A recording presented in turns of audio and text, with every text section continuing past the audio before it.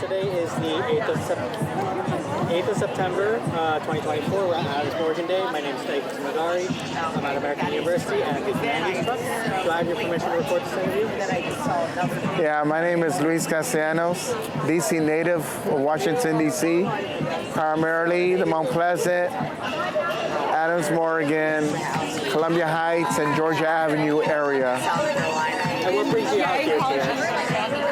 The anniversary, 48th anniversary of the Adams Morgan Day Festival, passing out a few flyers and making sure that people, reminding them that we do have the ranked choice voting that's going to be on the ballot backside in November.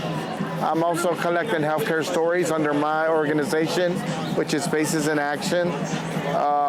We do work with council members. We go to the Wilson Building to address some major issues that can better serve us as residents of the District of Columbia. And healthcare stories, or the DC healthcare improvement, is one of them that we're focusing on for the next end of the month in October. And what does collecting healthcare stories look like in action? We get the perspective and opinions of residents on various reasons, either their benefits with their insurance, or it can be their long wait time, or it can be good, bad, or terrible experience. We welcome it all, and we focus more on the ones that need more improvement, primarily. We have major hospitals and we have urgent care centers. All we can do is provide the best service that we can to put pressure on the DC Council to make it easier, like in the other side of the District of Columbia, like the south side, to have trauma units. So that the ambulances don't have to travel across the city in an urgent matter to save someone's life when we already have trauma units in Southeast and Southwest, which could be very helpful and save a lot of lives in any situation at all. Yeah. That's great. And so you mentioned that you live in the area. How long have you lived in DC for? I lived in the Northwest area in my entire life. I've gone to every other wards in the city throughout my life, and I've traveled out of the states as well. But I'm proud to be a Washingtonian. I know it's evolved from the 90s as a teenager to 2024.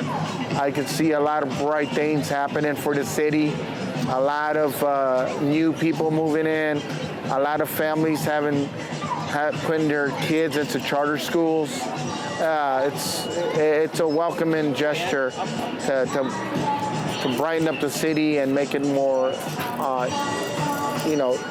gentrified, diversified. And you mentioned gentrification and diversification. What do you think are some things that have been lost to gentrification? What do you think have been gained from diversification?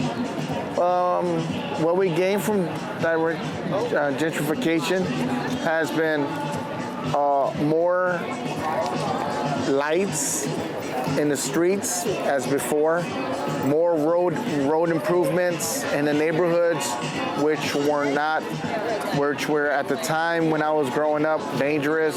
A lot of road work was done, a lot of street lights was done, a lot of new businesses prospered where other businesses failed.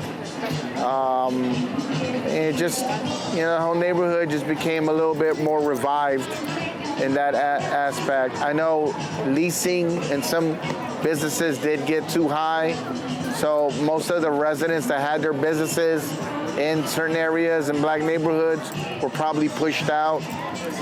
Yeah, and And where would you like to see DC go, to see your neighborhoods go in the next 5 to 10 years? Next 5 to 10 years, I would like to see DC as one of the most energetic cities to live in. I used to go out in my 20s and 30s. I don't do much now, but I like to see that the city wakes up again like it did back when I was in my 20s, where places and clubs and social events are just prospering. Did you have any favorite clubs, any favorite places to go? It used to be Adams Morgan.